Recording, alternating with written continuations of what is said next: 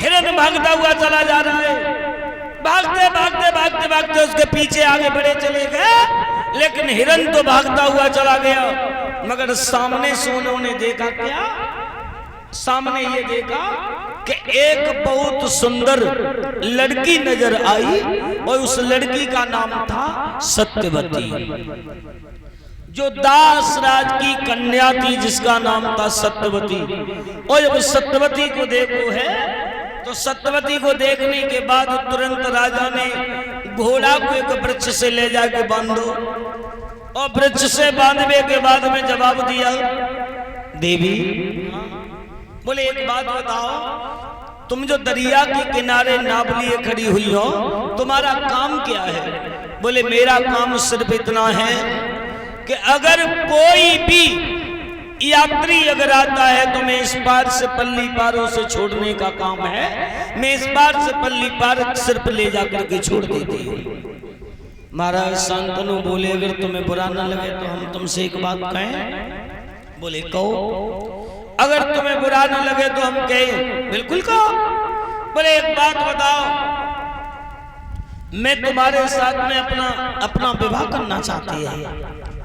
जो सत्यवती ने इस बात को सुनो, सत्यवती ने जवाब दिया, महाराज जो आप इस बात को कह रहे हो तुम्हें मालूम होगा कि इस पे अधिकार है तो मेरे पिता को अधिकार है, क्योंकि जब तक बेटी अविवाहिता होती है, जब तक बेटी का विवाह नहीं हो जाता है, तब तक वो माता और पिता की अध्यक्षता में ही जीवन का गुजारा करती है। मेरे पिताजी अगर तुम्हारे संग शादी कर दे तो मैं शादी कर लूंगी, वरना मैं शादी नहीं करूंगी। तुरंत ही शांतनु महाराज जो थे वो दासराज के आश्रम पे जाकर के पहुंच गए। दासराज ने जैसे ही देखा, कहा कि आइए हसनापुर नरेश, आज जो तुम्हारा पदार्पण मेरी झोपड़ी पे जो हुआ है, कहो आज कैसे कैसे तुम्हारा आना हुआ? बोले मैं इसलिए आया है कि आप अपनी बेटी की शादी, मैं चाहता हूं अपनी बेटी की शादी मेरे साथ में कर दीजिए।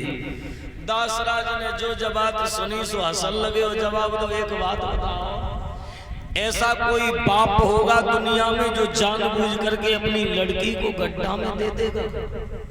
कोई होगा? कोई नहीं होगा। एक बात बताओ, अब तुमने हस्तिनापुर का राजा पहले से घोषणा कर डाली, तुमने ये पहले से बता दिया कि इस राजगद्दी का मालिक बनेगा तो गंगा का 8वां पुत्र बनेगा। जब गंगा का 8वां पुत्र ही राजा बनेगा तो फिर मेरी बेटी का कोई मैं दासी बन में थोड़े ही जाएगी जो मैं तुम्हारे संग विवाह कर दूं। हाँ, शादी कर दूंगा। अगर मेरी लड़की के जो पुत्र पैदा हो और राजा अगर वो बने तो मैं शादी कर दूंगा, वरना मैं शादी नहीं करूंगा। बोले अब तुम शादी करो अथवा मत करो, पर राजगद्दी का मालिक तो गंगा का 8वां पुत्र ही बनेगा। बोले तो मैं नहीं कर पाऊंगा। मनहीन होकर के लौट करके महाराज शांतनु घर पे आए। और जब घर पे आए, अब राजा शांतनु को मन घर में, न आंगन में, न परिवार में किसी में लगता ही नहीं। और उन्हें उतनी चिंता हो गई, इतनी चिंता हो गई कि जब देखे तब वो सत्यवती ही नजर आती है। और चिंता के विषय पे अगर बात कर ली जाए तो चिंता एक ऐसा विषय है जो चिंता हर इंसान को लगी हुई है। ये नहीं है कि तुम पे पैसा नहीं है तो सिर्फ पैसा की चिंता है। चिंता एक ऐसी चीज है कि वो हर इंसान को लगती है। और चिंता एक ऐसी है कि वो शरीर में अगर एक बार लग जाए तो वो कभी खत्म नहीं होती है। जब तक जीवन की लीला को समाप्त नहीं कर देगी तब तक ये चिंता शरीर में से निकलती नहीं है, तिनका से कमजोर बना देती है। चिंता और चिता में कितना अंतर है मालूम होगा। चिंता और चिता में सिर्फ एक अंग की बिंदी का अंतर है। अगर उस अंग की बिंदी को हटा दिया जाए तो वो हो जाती है चिता। और चिता क्या करती है? मरे हुए मुर्दा को अपने में समायोजित करके एक मुट्ठी राख बना देती है। और चिंता अगर अंग की बिंदी को लगा करके कर दिया जाए तो वो चिंता बन जाती है। और चिंता एक ऐसी चीज है कि वो जीते जी इंसान को एक मुर्दा के समान बना करके अपने में समायोजित करके एक मुट्ठी राख बनाती है।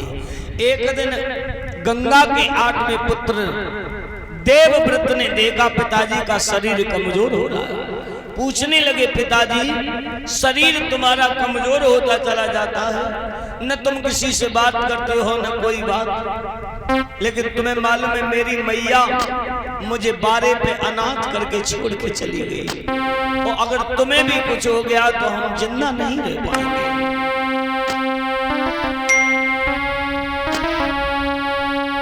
जो इतनी बात सुनी